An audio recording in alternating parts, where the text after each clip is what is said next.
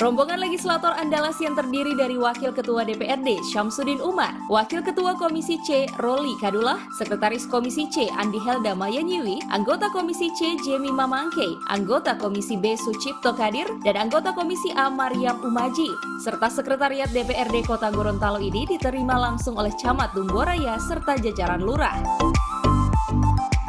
Adapun kegiatan reses yang digelar di dua kecamatan ini tetap menerapkan protokol kesehatan berupa memakai masker dan menjaga jarak, sehingga dalam pertemuan tatap muka tersebut jumlah peserta reses dibatasi.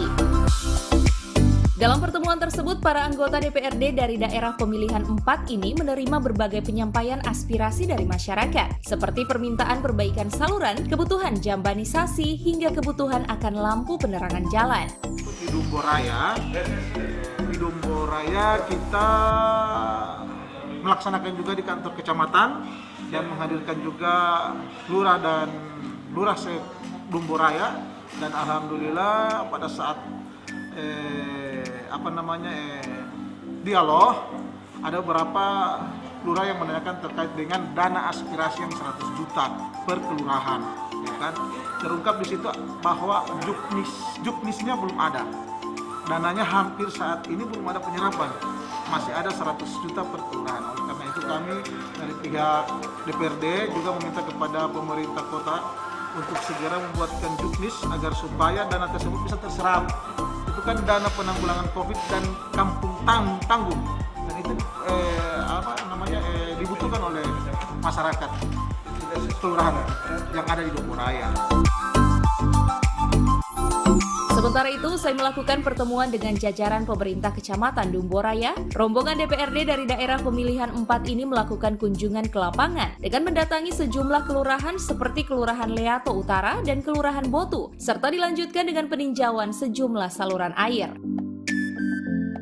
Anggota DPRD Kota Gorontalo Jemi Mamangke mengatakan masih banyak aspirasi masyarakat baik dari tingkatan musrembang, kelurahan, dan kecamatan yang belum diakomodir oleh pemerintah. Olehnya melalui reses ini apa yang menjadi aspirasi masyarakat tersebut akan disampaikan kepada pemerintah kota untuk ditindaklanjuti. Ya. Memang kebanyakan ini aspirasi ini berkembang dari beberapa tahapan. Yang pertama melalui musrembang, tingkat pemerintah dan juga terakhir melalui reses kami, sehingga itu saling mendongkrak dan membantu. Ketika terabaikan, terlupakan dari musrembang, kita akan mengangkat dari reses. Itu ruang kita, ruang DPRD. Namun kembali lagi kepada pemerintah, tergantung dari anggaran yang tersedia anggaran. Apalagi dengan adanya refocusing pada pandemi ini akan membuat daerah menjadi semakin sulit dalam hal penganggaran. Karena apa yang direncanakan tidak 100% terjadi. Beberapa kali kita direfocusing, beberapa kali kita direfocusing, sehingga akan menjadi tertunda pekerjaan-pekerjaan yang ada.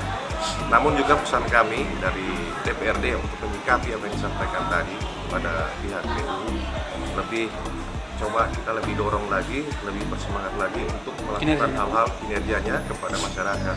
Karena apa yang menjadi kebutuhan masyarakat yang dikeluhkan itu sudah jadi kebutuhan, dan kebutuhan ini tidak bisa dihindarkan.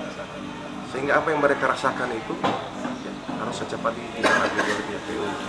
Karena ini akan menjadi persoalan yang berikutnya.